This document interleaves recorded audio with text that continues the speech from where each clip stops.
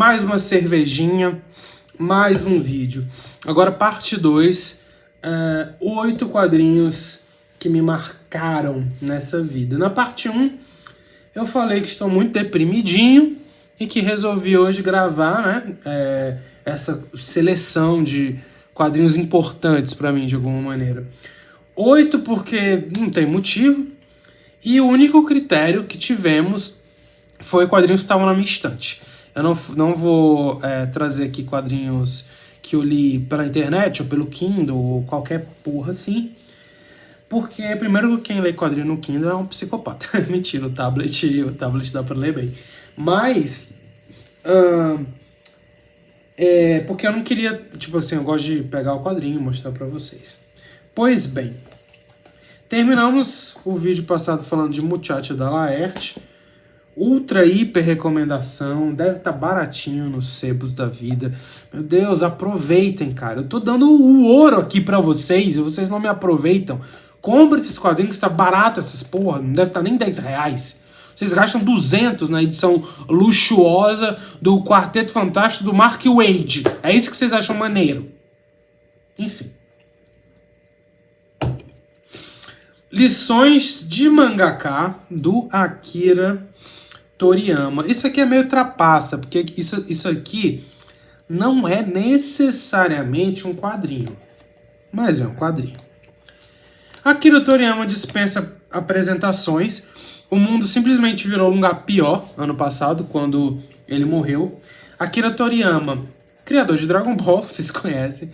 Mas, pessoalmente, o meu quadrinho favorito do cara é o do Dr. Slump.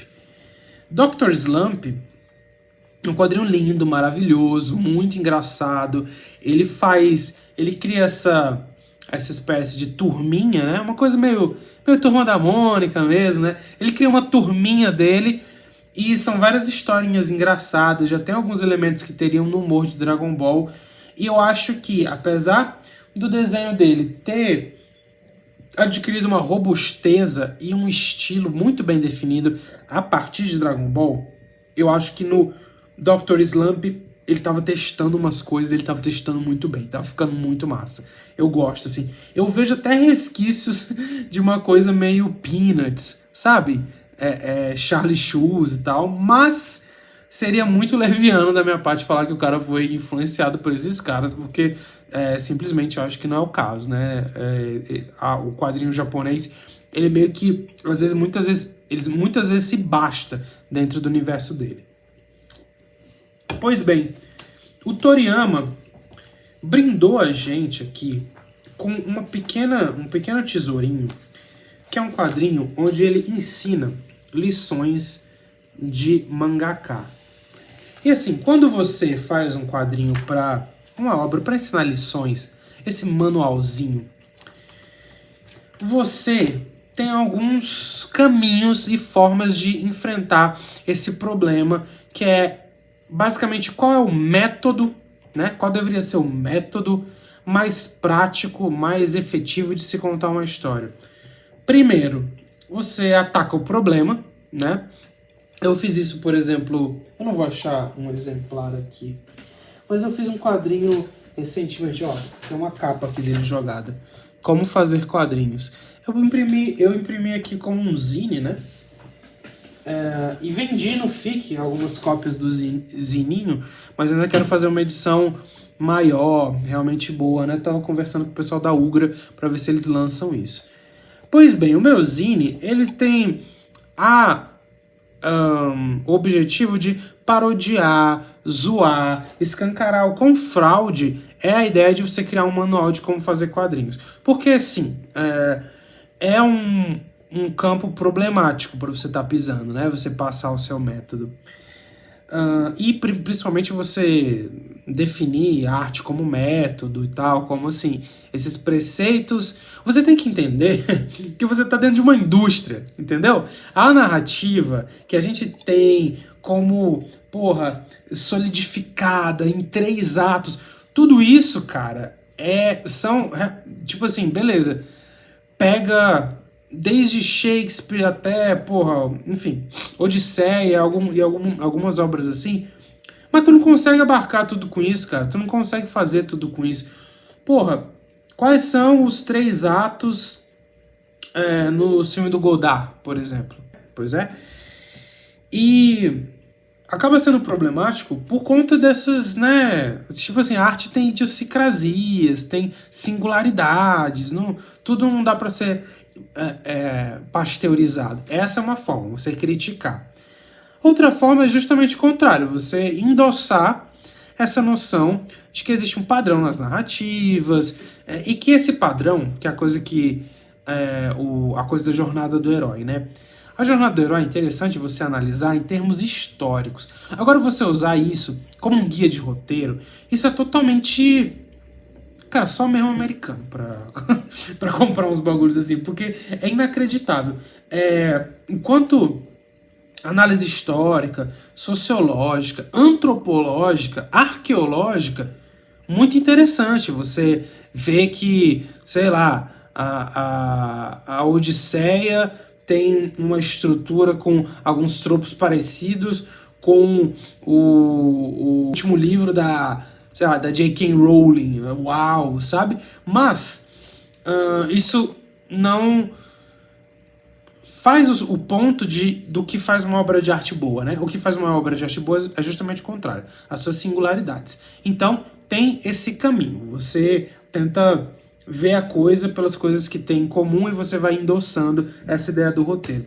Aí tem um terceiro, que é tipo assim, que é o que o Akira Toriyama faz aqui. Isso aqui é como eu faço, algumas coisas funcionam, outras não. Vai fundo. E eu gosto muito dessa abordagem, porque você aprende muito mais sobre o Toriyama do que sobre fazer quadrinhos nesse livro. E tem umas coisas tão simples, tão direto ao ponto, tão bobas, como, por exemplo, diferença de idade, como desenhar. E ele aproveita isso para fazer uma série de piadinhas, sabe? É muito bem humorado o livro, você tem exercícios, você tem, olha só, reviews de páginas de quadrinho que o Toriyama fez de crianças, cara. Olha que incrível. Aqui no Japão é tudo assim. Os caras nascem desenhando mangá e vai desenhar muito melhor que tu a tua vida inteira. Tu nunca vai conseguir fazer uma página assim. Mas o moleque de 6 anos, lá no Japão, no berço da indústria, vai conseguir fazer uma porra assim. E ele vai fazendo a resenha, né, dessas páginas e vai dizendo, isso aqui poderia melhorar e tal. Então, é um guia que está inteiramente focado na prática. Você aprende coisas como ordem de leitura, como situar o cara no cenário. E são dicas tão cruas. Então, tipo assim, tem também uma humildade, do Toriyama. Tipo, me lembra muito, por exemplo, os painéis do Hollywood. O Hollywood fez, se eu não me engano, 24, 22, sei lá. Ele dá uma ideia de você fazer vários painéis para quando a história estiver entediante, você ter um dinamismo. Isso é um negócio tão prático e tão procedimental. Nem sei se existe essa palavra, mas vai. É tão, sabe, no campo do procedimento, que é quase técnico. Isso é muito interessante, né? Aqui ele não tá querendo te ensinar a escrever a nova Ilíada do seu Shakespeare. Ele tá te ensinando a não fazer merda nas tuas páginas de quadrinho. E, cara, tem coisa que eu uso, que ele ensina aqui, até hoje. A ideia, por exemplo, que ele dá em certa página, de você... Sempre quando você for mudar de cena, você abrir a outra cena com um cenário. Cara, isso me ajudou muito, porque... ele mesmo faz nesse próprio mangá, né? Ele abre essas cenas assim. Isso é efetivo, né? Situa o leitor e tal. Então, tipo, cara, muito bom, muito divertido.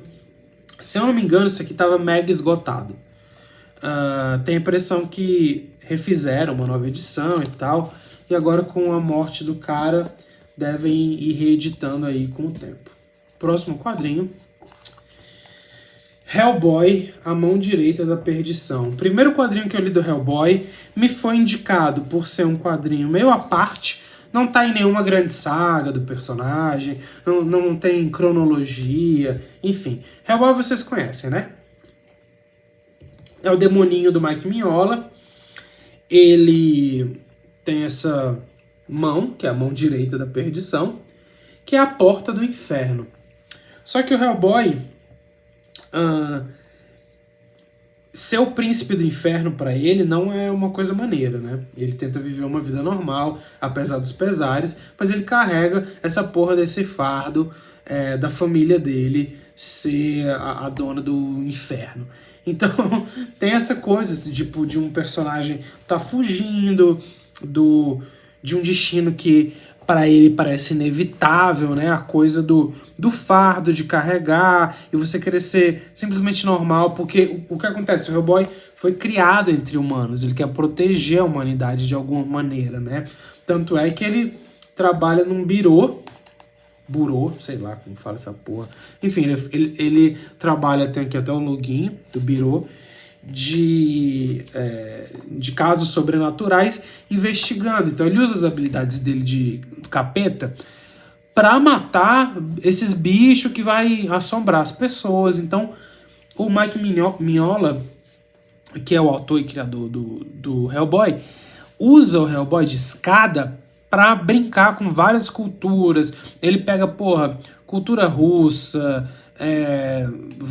tipo assim, toda essa parte do leste europeu, Escandinávia, pega várias culturas e vai fazendo um caldeirão e traz muitos monstros diferentes para ser o monstro da semana do Hellboy. E o que acontece? O Hellboy, ele tem um desenho que chama bastante a atenção. Ele é todo poligonal, ele tem clara influência do Jack Kirby com essas bolinhas, né? É todo, enfim, tem essa coisa poligonal de desenhar em blocos. Eu tenho a impressão que o Mike Mignola desenha através da profundidade. A parada dele é criar a ideia de profundidade nas páginas. Os personagens são meio estoicos, vamos dizer assim, né? Estão sempre com essa cara de bunda, com tudo que está acontecendo. E os roteiros são meras desculpas pro Mike Mignola fazer cenas de ação interessantes e exibir um certo estilismo, né, do desenho dele. O desenho dele é inconfundível em termos de estilo. Ele conseguiu chegar numa singularidade. Olha esse demoninho botando a coroa. Muito bom. Ele conseguiu chegar numa espécie de singularidade, né? Mas o que me pegou quando eu li Hellboy pela primeira vez nem foi isso. Foram as cores do David Stewart. Cara, eu não sei nem explicar muito pra vocês, porque eu não manjo muito de cor. Mas isso aqui é inacreditável. Tipo, uma página dupla, assim, porra, inacreditável. Parece que, assim, foi a fusão perfeita de um cara que trabalha essencialmente as cores em blocos, que todo quadrinho que tu pega do David Stewart, tu vê uma noção de blocos, quase como se ele estivesse pintando um quadro, sei lá, cubista, qualquer porra assim. E um desenho que é próprio para isso. Então, sabe, me chamou muita atenção. E eu li, cara, quase tudo. Não cheguei a terminar Hellboy in Hell. E também não li aqueles 1 milhão de spin-offs chatos que às vezes tem do Hellboy. Mas os volumes que eu li do Mike Mignola, tem a saga do Duncan Fegredo também, que é muito boa. Ele, assim, não é o Mike Mignola, obviamente, mas também não deixa a desejar, não. O cara manda bem na maneira de pensar o quadrinho.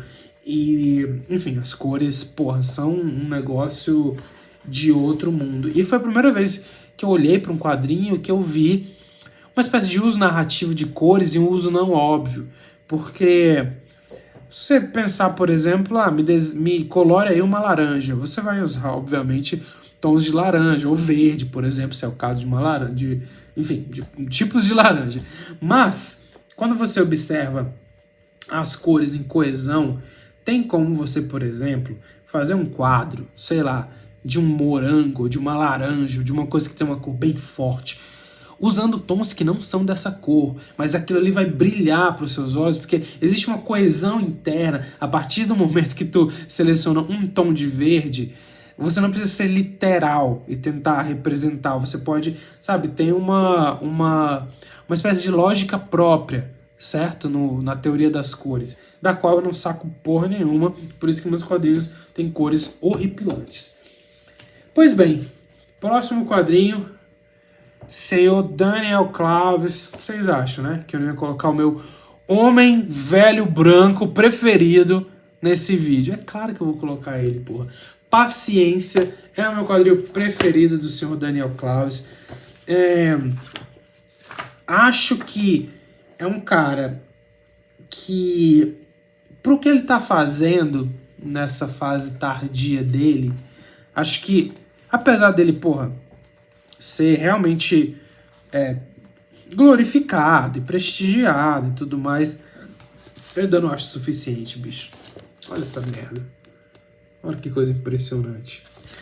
No Paciência, a gente vai acompanhar a jornada desse senhor aqui, tentando resolver o assassinato da mulher que ele amava, Paciência, que inclusive estava grávida do filho dele. E nesse processo, ele vai voltar no tempo, então uma história de ficção científica, para tentar resolver esse assassinato e conhecer a Paciência em momentos antes dele conhecê-la. Então, tipo assim, ele se conhece em determinada altura da vida, ele volta para tentar desvendar o que está acontecendo, e ele volta para uma época que ele não conhecia ela. Então ele vai conhecer um lado da Paciência, o que ele não conhecia, só que ele tá fazendo essa viagem de volta quando ele já é um velho. Então, tem uma coisa de, em dado momento que ele é o namorado dela, em outro momento ele é como se ele fosse o pai dela, o pai super protetor, enfim, que ao mesmo tempo quer ficar com ela, né, uma coisa meio freudiana, para dizer o mínimo, mas também que tem essa coisa desse instinto paterno. E cara, essa foi uma das HQs, assim como David Boring e em algumas outras, em que o senhor Daniel Clowes encheu de texto, certo? Só que, cara, isso aqui é bom demais, porque o Daniel Clowes escreve realmente muito bem. O cara tem um tino para dar voz aos personagens, tem um pouco dele sempre em todo personagem, né? Uma coisa meio Michel Cera das ideias, mas ainda assim, cada personagem ainda tem uma voz própria. E mesmo assim, a voz do Clowes, ela é uma voz interessante de se ver. Tipo, tem uma acidez e tal, uma ironia, assim, bastante acurada na maneira que ele escreve os personagens. E as cores são um negócio de outro mundo. E o desenho dele, cara, vai perder uma rigidez. Algumas pessoas vão dizer que ele tá dizendo mal, que ele tá sendo preguiçoso, tipo, sei lá, olha essa bochecha, olha essa pincelada. Mas eu acho muito massa, eu acho que o desenho dele foi criando um movimento, assim, uma coisa meio molenga com o tempo, que eu particularmente acho muito interessante. E eu acho que eu vou fazer um vídeo separado do Paciência, por isso que eu não vou nem falar muito. Mas, cara, realmente a fase contemporânea do Clowes é muito forte. E por último, e não menos importante, Creepy, contos clássicos de terror. Meus queridos e minhas queridas, sentem em volta da lareira que o titio vai contar a história para vocês de uma revista, de uma época em que quadrinhos eram levados como se fosse coisa de gente com cérebro. Contos da Cripta foi uma... Todo mundo sabe, né, essa história, mas para quem não sabe, pequeno resumo. A revista Contos da Cripta, Tales from the Crypt, que origina a série, né, acho que da HBO e o filme também, enfim. Foi uma revista de terror que era muito popular entre a garotada. Na época dos anos 40, 50, nos quadrinhos, né, e essa revista saía pelo selo pela editora EC Comics, Entertainment Comics, quadrinhos de entretenimento. E junto com a Tales from the Crypt, existiam várias outras publicações, como Crime and Suspense Stories, acho que é Weird Fantasy e tal, todas de gênero, trazendo excelentes artistas. Mas assim, excelentes artistas eu tô falando assim, do Hollywood, de caras como o Alex Toff, por exemplo, enfim, uns caras muito monstros para desenhar, né? Junto com alguns escritores que também eram muito bons. Por exemplo, o Ray Bradbury, se eu não me engano, ele escreveu alguns volumes do Contos da Cripta e tal, enfim. Mas o que acontece? Esses quadrinhos vão ficando muito populares. Tem uma pesquisa de um psicólogo que vai associar quadrinhos de terror, crime, suspense, ficção científica a uma espécie de perversão da juventude e violência nos jovens. E vai ser criado um selo da própria indústria chamado Quadrinhos Comics Authority, que era um selo de censura, basicamente, né? Um selinho de censura. E isso quebra a EC Comics completamente. E os quadrinhos voltam a ser uma coisa... o quadrinho de banca, né? Volta a ser essa coisinha para toda a família, etc e tal. Pois bem, anos depois, na década de 60, a Creep chega e...